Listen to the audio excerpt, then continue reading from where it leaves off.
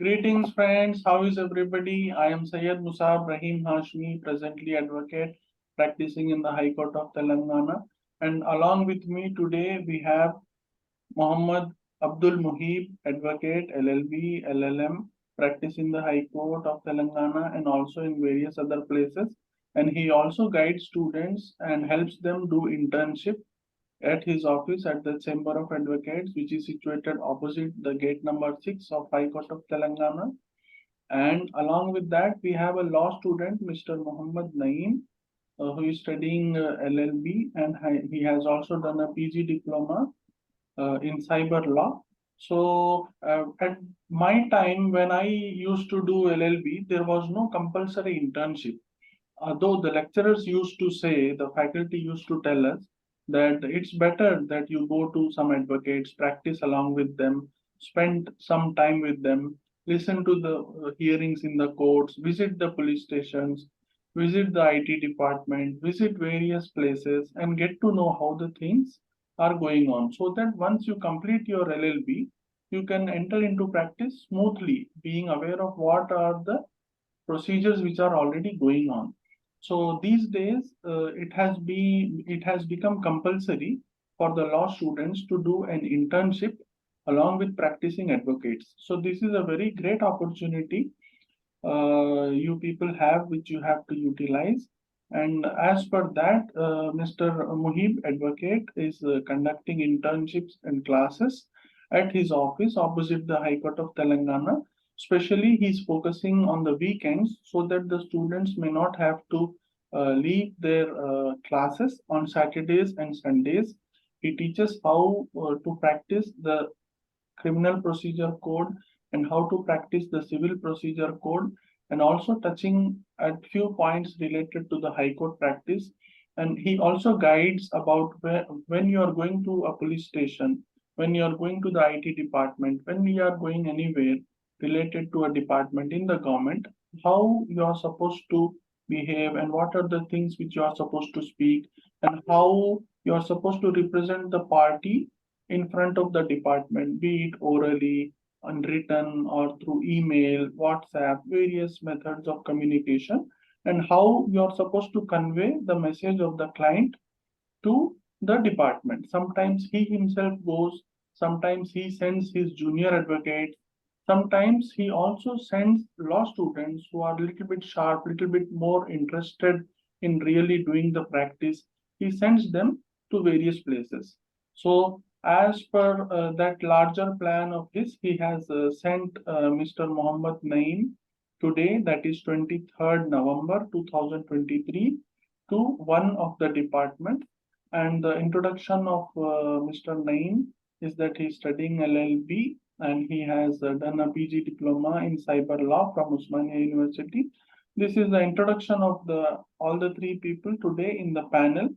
And then I will give the mic to Abdul Muhib, advocate, and he can continue from here wherever I will be disturbing you at few places if I have a few doubts. So I welcome Mr. Abdul Muhib, advocate, to speak after me.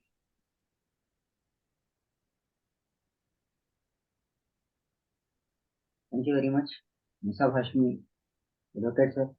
It's my pleasure to be in this sitting, and it has been a very good experience being in advocate field. The advocacy field has given us the chance to serve the people in true manner. So I have been in this field for almost quite some time now, and no experience is better than being an advocate, serving the people directly by our own efforts. Sometimes in the very beginning, I used to go myself as an intern when I was doing my LLB. Then after some time, when I established the practice, now my students are going there with the clients and helping the clients by themselves, by their own hard work.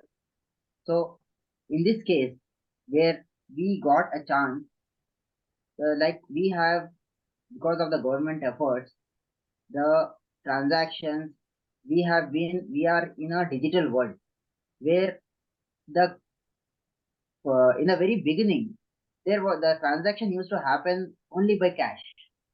But after the revolution of computers, networking, and especially after 2016 and 2017, we have become a digital economy, and everyone is trying to do the transaction digitally and online transaction. So the official method of sending the money from one account to another account has become very easy. Now within seconds you're sending the amount. But as we say, every technology brings easiness as well as the difficulties. No doubt the technology helps in making our transaction easy, but it also brings a great risk. Now this brings us to today's topic, where we see many of the accounts being frozen because most of the transactions are being happening in online mode through wallets, and suddenly a person who get a transaction who transacts some small amount of money, and he finds out after some time that his account has been frozen. Recently, one of my clients who contacted me through online promotion, when we as we promote ourselves on Google, he contacted me. I would not be able to share his name or anything, but because of privacy issues. So I will just give you a brief description what he said to me. 1 week ago, he contacted me. He said, "Sir, I don't know why my account has been frozen," and he said like, I did nothing wrong, and I am not that much rich, and I am a person with some, and he's a challenge person. He has some problem in his leg, and he do some normal transaction, and he was very much what you can say, he was very much confused as well as nervous. So he contacted me and said, "Sir, my account has been frozen. I do normal transaction like anybody else, but suddenly uh, when my account was frozen, I contacted the bank manager, and he said like your account has been frozen. We cannot do anything." Now I just inquired whether he is a local or whether he is a normal. And when I inquired, he said that, "Sir, I'm not from the present state of yours, but I got a." But when I inquired with the bank manager, I said, yeah, he said that your account has been frozen not by the local police but by the cyber cell of another state.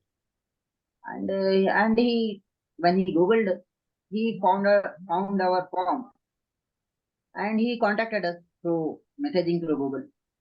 And I asked him to send all these details like various identity proof, Aadhaar card, and the transactions, the the bank transaction, what he has done, and how much amount, and what is the cost for it. And then after satisfying myself that the client is genuine and he is really in trouble, so I decided to help him. Then I contacted our fellow brothers, fellow advocates, what we should do. Then we did the deliberations, and finally it was decided that I would approach Muhammad Naeem, where he has the expertise, whereas he has done the diploma in cyber law from Osman University. He would be better equipped to handle these situations rather than being a general advocate. So I asked Mr. Muhammad Naeem to please approach. I forwarded him all the required documents to approach the relevant police station in Hyderabad. And today, uh, and I would congratulate Mr. Muhammad Naeem and Musaf Hashim Advocate. The time, the quickness, the swiftness which they have shown in approaching the police station and meeting the concerned person there and getting the solution also, and verifying whether what is the process of whether the problem is really serious or whether it is just a case of misidentity. So now I would like to now call Mr. Muhammad Naeem to explain what happened in the police station and what was the interaction, what was the nature of interaction Mr. Naeem had with the authorities there, whether the authorities made him comfortable there or whether they acted in their way.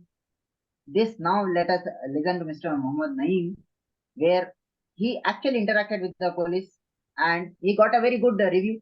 So I would I would ask Mr. Naeem to share his experience and then we'll continue further. Thank you. Mohammed Naeem. First of all, thanks to Advocate Janab Musab Hashmi Saab and Advocate Janab Muhib Saab. As per the instruction of Janab Muhib Advocate Saab, I took printouts of all documents which I received from him. And accordingly, I report at police station of Narsingi around morning 11 a.m. So there I met with Mr. Ashok Verma. He's a cyber cell department head. He welcomed me very well and made me feel comfortable over there. I asked him, sir, about our client. What is the reason behind the bank account freezing of our client? Here is name mentioned, but I didn't take his name because of some reason. So he explained me about the FIR number so and so, which is dated 8 November 2023. Here in FIR Act and sections are mentioned is 420 IPC, 66D ITA Act 2008. He said, Mr. Naeem, actually here victim is IDBI bank account holder. As per the complainant, they initiate investigation, and the first stage of investigation, they found that the said amount in the FIR was transferred from the IDBI bank to IndusInd Bank, then PNB Bank to Bank of Baroda account. Then finally, some amount was transferred from Bank of Baroda account to our client account, that is SBI account. So he provided me all the transaction IDs with dates and amounts. So here Mr. Ashok Verma sir asking explanation about this amount which our client received from Bank of Baroda. Means this amount received from whom, against what you received this amount, why you received this amount, what is the reason behind this amount. He said to provide the details which he asked, as these details will help him to solve the issue at the earliest possible. And other side, Mr. Ashok Verma sir said he also getting soon details from the nodal officer about complete chain of transaction, including with the account holder details also. And said me after getting details, if he found our client is innocent and not involved any fraud case, then they will immediately inform to concerned authorities to unfreeze our client account. So these things are was happened at today's meeting at Narsingi police station. And accordingly, I report all with all details to my senior, Janab Mohib Advocate Saab. Now, at the final conclusion, our sir Janab Mohib Saab can better explain to you.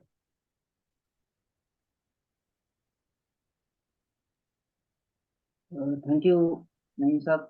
Thank you very much for explaining it very lucidly. So the crux of the matter is as a client, as a person, this video is being generated, this video is being made to, it is an awareness thing to create awareness among the general public, like what to take precautions when a account is being freezed. So the very first thing is like the very first thing a person has to keep in mind, where if when he gets the news, when he gets the knowledge of his account being frozen, do not panic. Just do not panic. It's a normal thing now.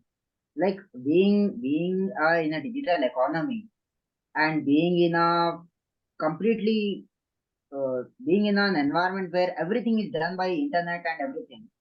So we can't just afford to panic. If you panic, the situation might go worse. So first of all, whenever you find out that your account is being frozen, for the transaction can be of any value. It can be from a single rupee, or it can be from the 2000s or lakhs or crores. But do not panic. First of all, concerned. First of all, approach the concerned bank manager and find out why the account has been frozen. Then find out whether the the freezing of account has been done by in your state or from other state, even if it is in your state, the one thing is like you contact a good advocate where he can give you a correct advice what to do. Second, third thing, once you contact the advocate, one of the thing which I can say my experience, one of the client comes to any advocate, some small information will not be given. He thinks that that is not important. The one thing which I would advise all the clients, when you go to an advocate, please say everything, even the smallest of smallest thing that might help you in getting out of the problem easily and quicker than the much time taken. So make sure that you tell everything about your case and do not shy away from disclosing any types of cases which you have been booked in, or the cases which you have been acquitted or convicted. That makes a very important thing. If you are innocent, the advocate will go to the police station, like our Mohammed Naeem has done. But what the process is that whenever you are in a suspicion, the authorities will hold all the accounts from A to Z. And if one of your account is under that, your account will be held for a temporary period. And once you are found innocent, as you have no connection with them, your account will be freezed after some inquiry. But third, once if you don't get relief from this authority, you have to give your complete explanation.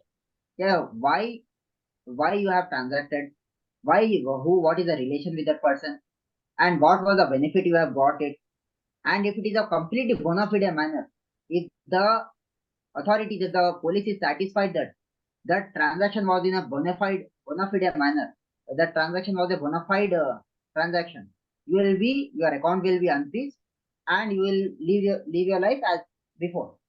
And if not, then you have to approach the court, unfreeze, make your account unfreeze through court orders. But it will take some more time. So this, I would like to call Musa Hashmi's advocate to continue our recording here and continue, take this program forward. Thank you, Mr. Abdul Mahib, advocate, and Mohammed Naeem, law student, for your time and efforts. And I would like to inspire people to come to Abdul Muhib for their internships while studying LLB. And also, if you are finding any difficulty in studying the subjects, he is available opposite the High Court of Telangana, gate number 6. You can come there and learn from him. He is a very knowledgeable person. Okay, thank you. Bye. Thank you.